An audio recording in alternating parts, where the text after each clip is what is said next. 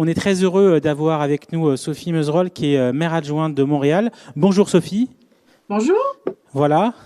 J'espère que tout va bien, que tout se passe bien. Il est un peu tôt du coup chez vous. Je monte un petit peu le son, je vous entends pas très bien. Donnez-moi une petite seconde.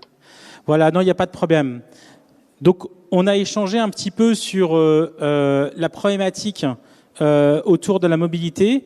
Est-ce que vous pourriez nous permettre de définir l'identité territoriale de Montréal et ses spécificités en termes de déplacement urbain?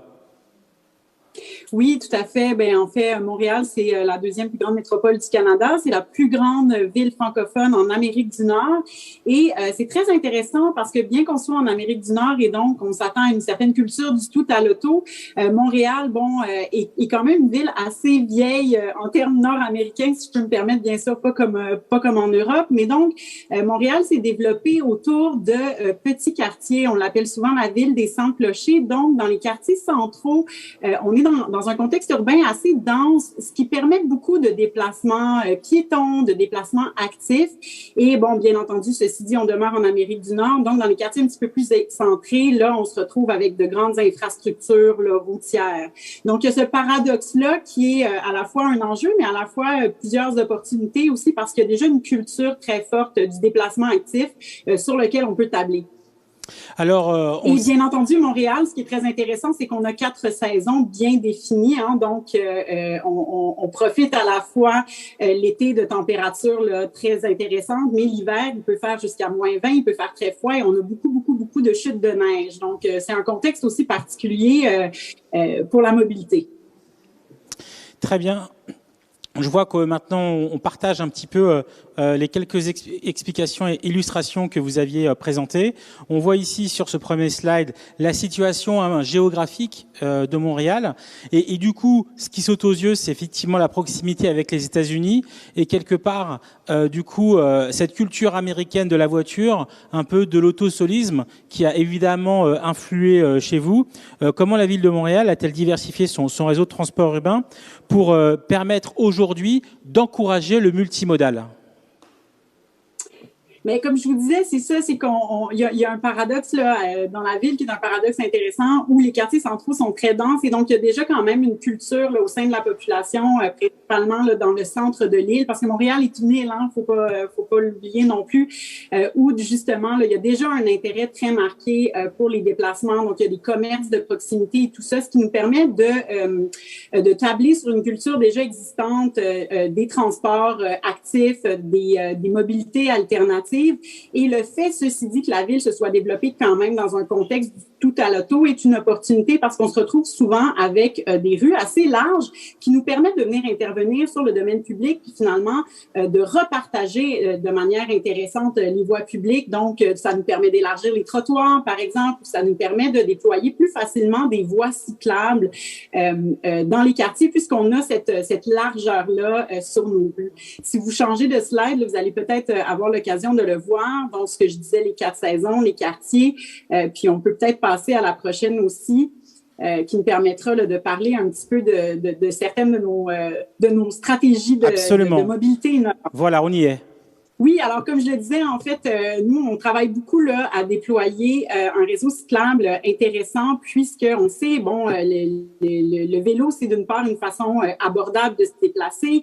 Bien entendu, ça génère moins d'externalités là en termes de GES. Il faut savoir qu'au Québec, en fait, les transports là représentent 40% là, de GES. Donc, on travaille très fort là à réduire notre empreinte écologique et ça passe, là, vous voyez, le rêve Montréal. Donc, le réseau Express Vélo, qui est ultimement là, une stratégie d'autoroute de vélo, si je peux me permettre de le dire ainsi, 4 saisons en site propre qui permet là, non seulement là, aux travailleurs, travailleuses, aux citoyens de se déplacer, mais comme c'est très sécuritaire, c'est large, ça permet aussi à toute la famille là, d'utiliser ces voies-là.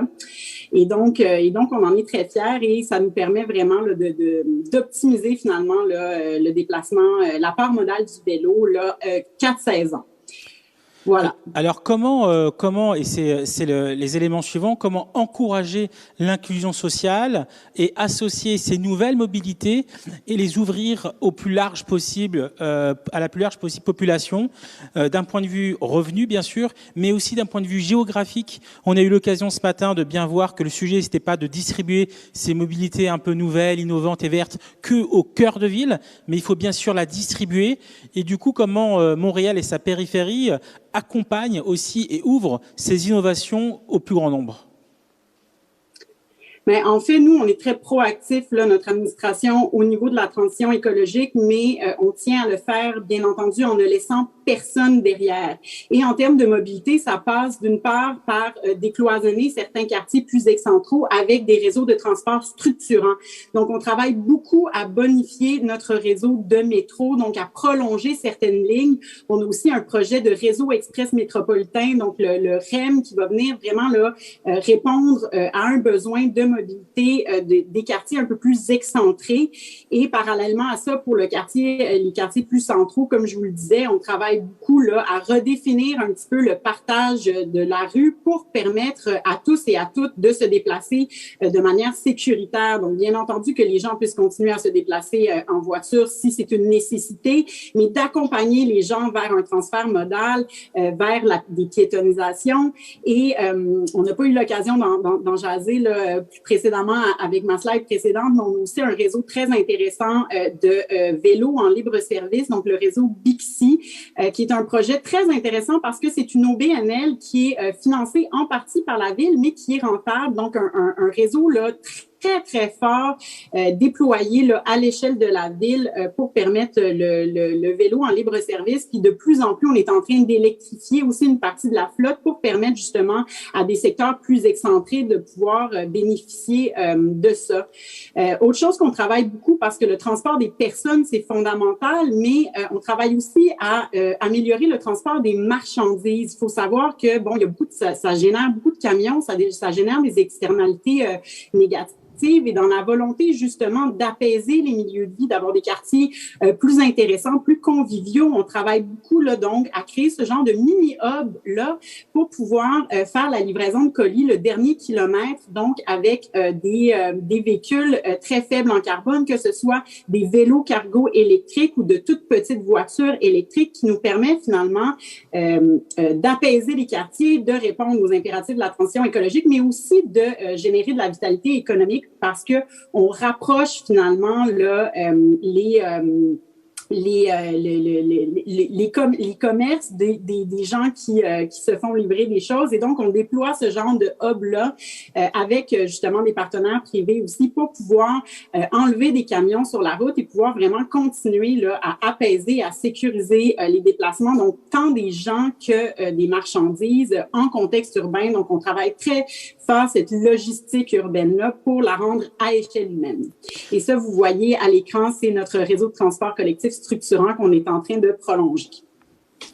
Voilà, vraiment c'était très intéressant. C'est passionnant de voir cette approche un peu multilayer, cette idée d'avoir à la fois les enjeux d'inclusion, les enjeux d'intégration de nouvelles mobilités, de multimodalité. Et vous l'évoquiez à l'instant, ce dernier kilomètre qu'il faut aussi accompagner pour pas avoir des rues engorgées de livreurs sur le dernier kilomètre. Vous faites face à des gros enjeux. On aurait pu aussi parler de la température, puisqu'il est évident que les coronapistes à -20 à Montréal, c'est pas la même chose qu'à Paris. On est un peu court en temps, mais on sera très heureux de continuer la conversation un peu plus tard dans l'année pour suivre au plus près les projets sur lesquels vous vous investissez. Merci beaucoup pour vos disponibilités et à très bientôt. Oui, merci. Merci de m'avoir reçu. Au plaisir.